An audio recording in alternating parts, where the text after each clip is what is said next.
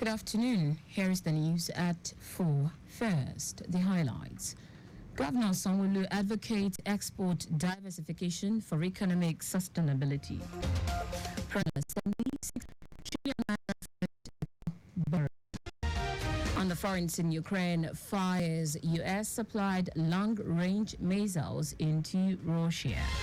In sport, Nigeria Super Falcons to know Women's Africa Cup of Nations opponent on Friday. Now, the details. I am Taiwo Baruwa.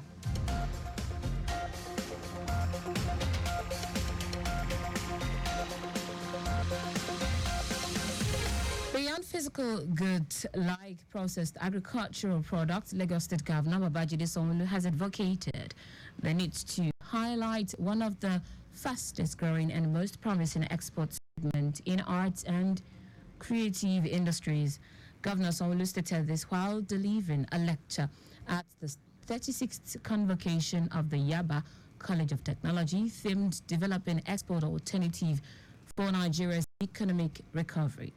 The governor described the topic as apt and urgent at a time when the nation is grappling with macroeconomic reforms, saying, for the future, export diversification is crucial towards sustainability because Nigeria is blessed with the human and natural resources to make this happen. According to him, for a long time, the nation has grossly underperformed this potential. Hence, a national consensus on the need for Nigeria to rise up and convert all of the nation's potential into reality. Governor Sanwo-Olu noted that Yaba Tech has consistently provided prestigious tertiary and technical education for nearly a century and stands as a monumental landmark in the country's educational history and a symbol of excellence within Lagos. He congratulated the over 8,000 graduates of the institution from different departments, urging them to proceed audaciously with the mindset of value creators, not just job seekers, and aspire to be change makers who will redefine Nigeria's role on the global stage. The Lagos State government, through the Office of Political, Legislative and Civic Engagement, has presented checks to another 400 beneficiaries of the Sanwo-Olu Licensed Financial Assistance Program. Presenting the checks on behalf of the Lagos State government, Special Advisor to the Governor on Political, Legislative and Civic Engagement, Tajudeen Afolabi said, the presentation is a landmark by recording the largest number of beneficiaries at once. Afolabi said the Babajide Sanwo-Olu administration is focused on creating sustainable opportunities for residents of Lagos State, particularly in areas of financial inclusion, healthcare, and community development, and remains committed to ensuring that residents will continue to have access to resources that can provide relief and financial stability. While urging the beneficiaries to use the financial aid judiciously, Afolabi said the funds were specifically allocated to address critical needs such as healthcare, school fees, business support, and house rent. Nigerian Institute of City Surveyors IQS has called for improved procurement practices in government projects focusing on efficiency, cost management, and better resource allocation. Speaking in Abuja ahead of the Institute's 2024 annual general meeting, NIQS President Kene Ezekwe emphasized the vital role quantity surveyors play in managing resources effectively.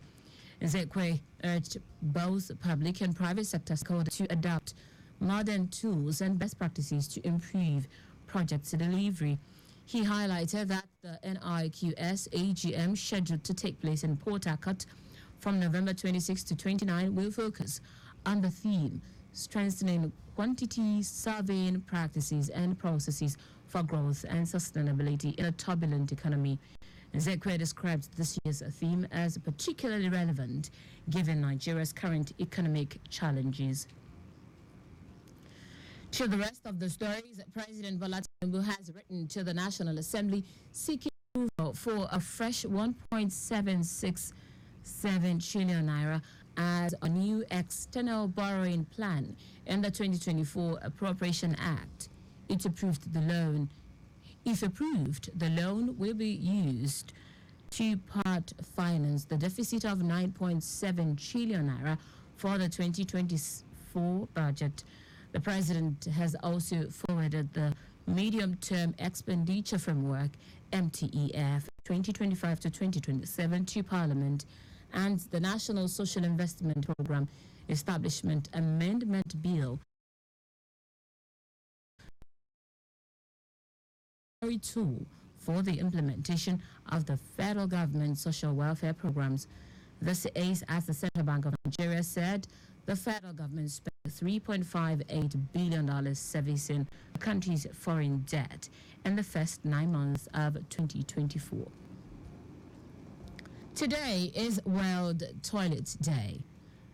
World Toilet Day, celebrated on 19th November every year, is about inspiring action to tackle the global sanitation crisis and reach the 3.5 billion people still living without safely managed sanitation.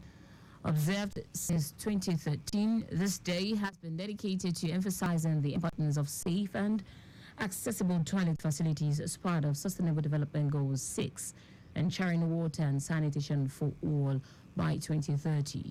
This year's theme is Toilet, a Place for Peace, which emphasizes that billions of people face heightened threats to sanitation due to conflict, climate change, natural disasters, and systemic neglect. In foreign news, Russia says Ukraine has fired U.S.-supplied long-range missile into the country a day after Washington gave its permission for such attacks. The Ministry of Defense in Moscow said Ukraine used the Army Tactical Missile System ATA-CMS in a strike on Russia's Bryansk region this morning. It said 5 missiles were shot down and 1 damaged, with 8 fragments causing a fire at a military facility in the region. The strike represents the first time the long-range missiles have been used in Russia's internationally recognized territory, and comes shortly after Washington signaled Ukraine had permission to fire the ATA-CMS into Russia. Ukraine's military earlier confirmed that it had struck an ammunition warehouse in the Russian region of Bryansk, but it did not specify whether ATA-CMS were used. In sport now, Super Falcons will know their group stage opponent for the rescheduled 2024 Women's Africa Cup of Nations on Friday, when the official draw is held at the Mohammed VI Technical Center in Salem, Morocco. The Confederation of African Football, in a statement on its website, confirmed the details of the draw, noting it will determine the groups for the 12 participating nations. According to CAF, the tournament, which was originally scheduled for 2024 but postponed to 2025, will be held from July 5 to July 26 in Morocco. The Super Falcons remain the most successful international women's football team, having won a record 11 Women's Africa Cup of Nations titles, their most recent title in 2018 after defeating South Africa in the final. And that's it on the news at 4. But just before we go, do not drink and drive. You can follow us and like all of our social media platforms: X at Traffic Radio 961, Facebook Lagos Traffic Radio 96, Lagos Traffic Radio 961. Subscribe and watch our news and programs live on YouTube at 1. You can also visit our website trafficradio961.ng. Strengthened alliance with 200 representatives from various women-focused NGOs in the state as part of effort to alleviate the economic plight of women resident in the state. You can get more details on the Lagos State Government website. To end the news, here are the highlights of the major stories. Beyond physical goods like processed agricultural products, Lagos State Governor Babajide Sanwo-Olu has advocated the need to highlight one of the fastest growing and most promising export segments in arts and creative industries. President Bola Tinubu has written to the National Assembly seeking approval of a fresh 1.767 trillion naira as a new external borrowing plan in the 2024 Appropriation Act. We also told you that Russia said Ukraine has fired U.S.-supplied long-range missiles into the country a day after Washington gave its permission for such attacks. Finally, in sports, Super Falcons will know their group stage opponent for the rescheduled 2024 Women's Africa Cup of Nations on Friday, when the official draw is held at the Mohammed VI Technical Center in Saleh, Morocco. For contacts with the newsroom, send a message to info@trafficradio961.ng. That ends the news broadcast compiled by Abiola Fagbolagun.